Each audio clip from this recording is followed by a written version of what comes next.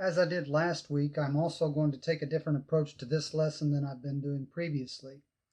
With 10 chapters and almost 50 questions in this lesson, I'm just going to summarize the events of each chapter and hope this is helpful. When King Saul dies, 1 Samuel chapter 31, it appears that Israel's experiment with the monarchy has been a failure. Philistine control has increased rather than decreased, and Israel is on the verge of splitting into north and south because of the dispute between Saul and David. We will see, however, that within a few years, David is able to unify the people of Judah and Israel. He defeats the Philistines eventually, and he establishes a strong national presence in the Near East. Israel's golden age is about to begin. When the books of 1st and 2nd Samuel were written, they were written as one book. In the Hebrew Bible, 1st and 2nd Samuel are only the book of Samuel. So the events of 2nd Samuel chapter 1 are merely a continuation of 1st Samuel chapter 31.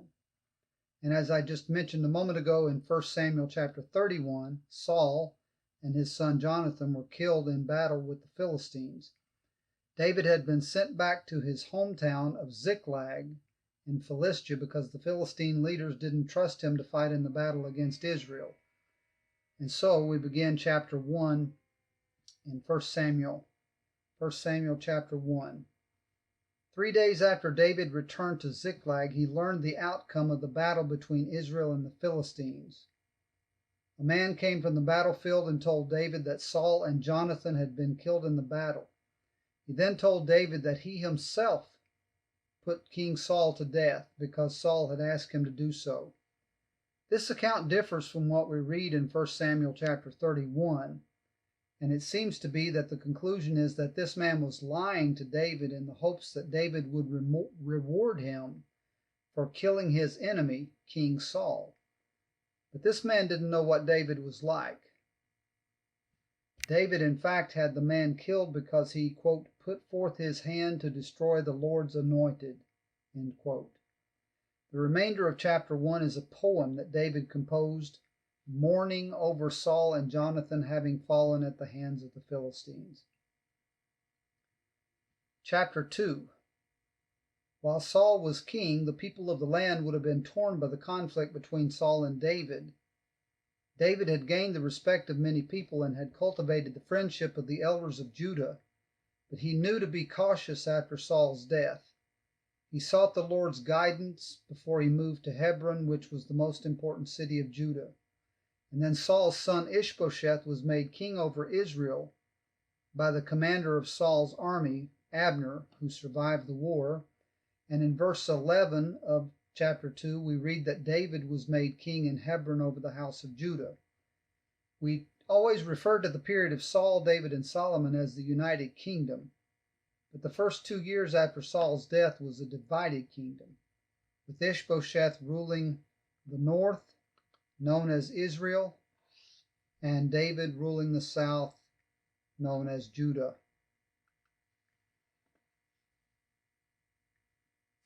Several decades later, this would become a permanent division. We recall that in what's called the divided kingdom after Solomon's death.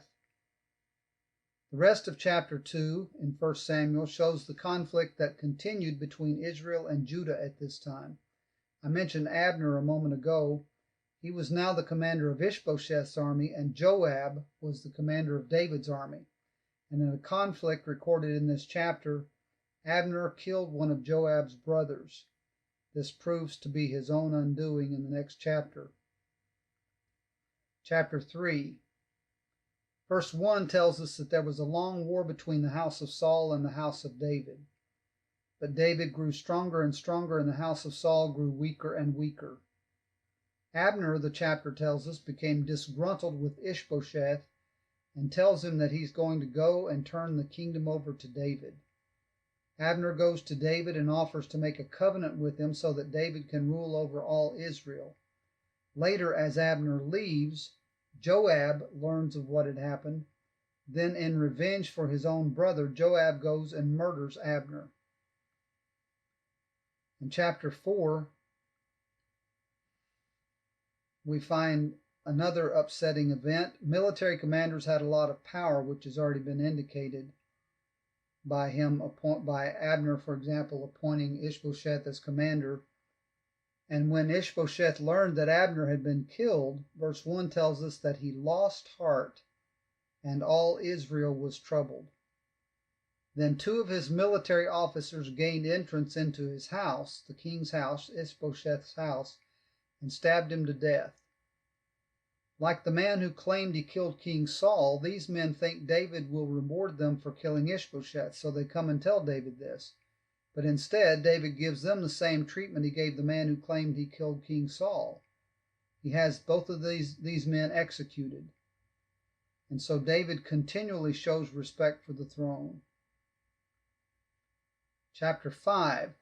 Realizing that they need a strong leader, the leaders of Israel go to David and make a covenant with him. Verse 3 tells us they anointed David king over Israel.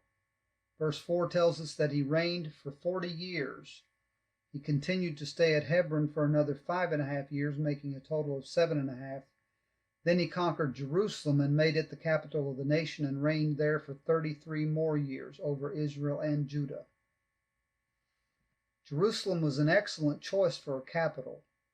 Deep valleys on every side except the north surrounded the city so it could be easily defended. Jerusalem also possessed an excellent water source, the Gihon Spring in the Kidron Valley east of the city. Chapter 5 tells us that David took immediate steps to fortify his new capital. The remainder of the chapter tells of David's continued conflict with the Philistines and his victories over them. After a long wait, marked by years of valuable training, David now has become king of Israel. Chapter 6, the Ark of the Covenant we read about.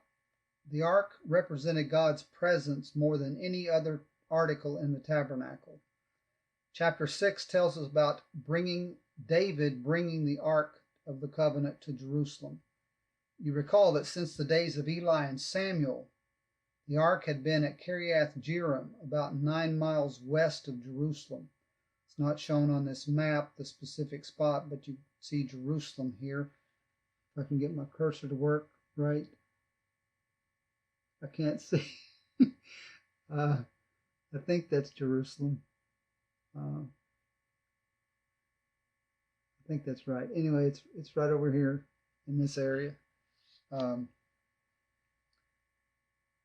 This is the chapter that, chapter 6, this is the chapter that tells about a man named Uzzah who reached out and touched the ark in an attempt to keep it from falling off the cart as it was being transported, and we read that God struck him dead. As a result of that, the ark was left in the house of somebody named Obed-Edom, and 3 months later, because of how God was blessing that household, David was encouraged to bring the ark onto Jerusalem. Different explanations have been offered regarding why God struck Uzzah dead. Though no details are given, the parallel account recorded in 1 Chronicles chapters 13 through 15 seems to be particularly helpful.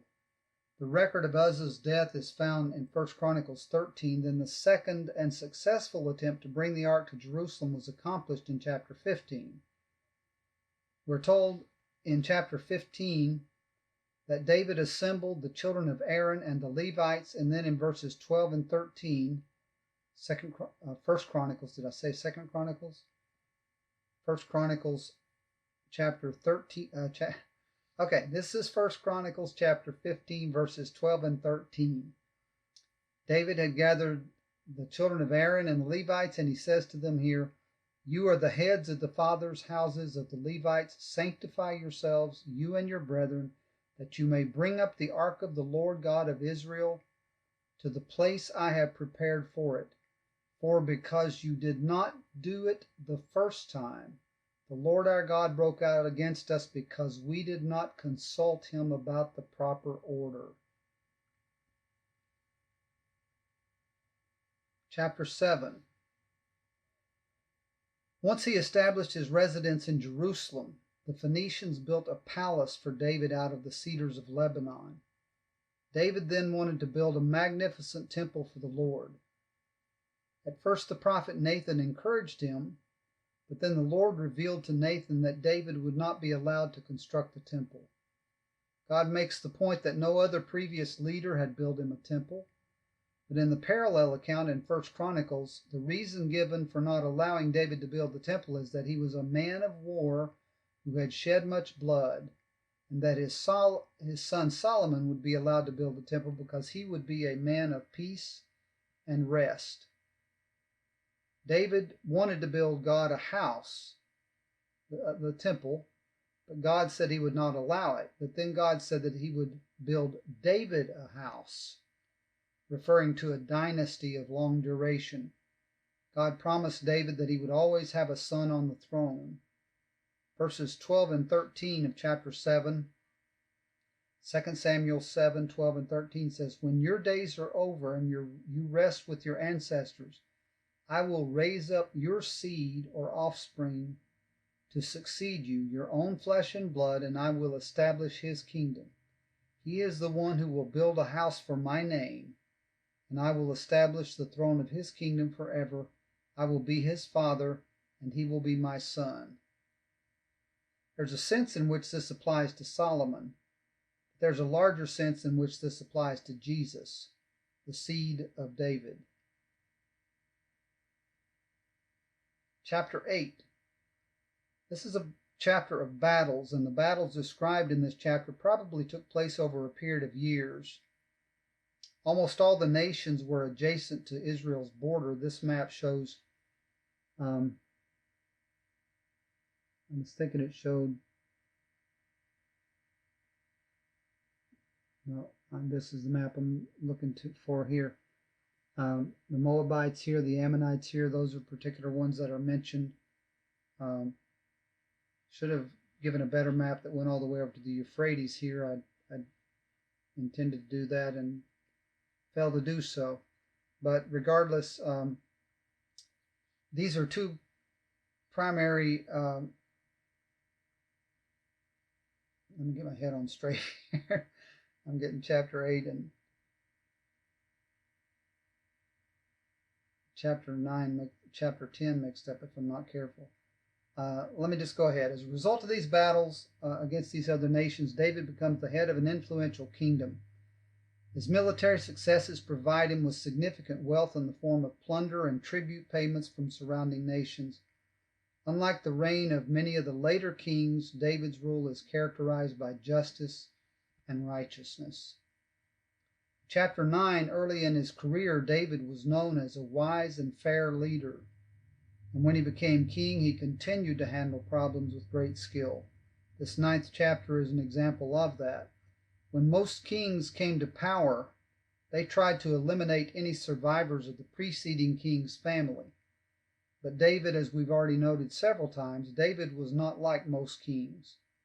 Furthermore, he'd made a covenant with Jonathan, and he made a promise to King Saul that he would not harm his descendants.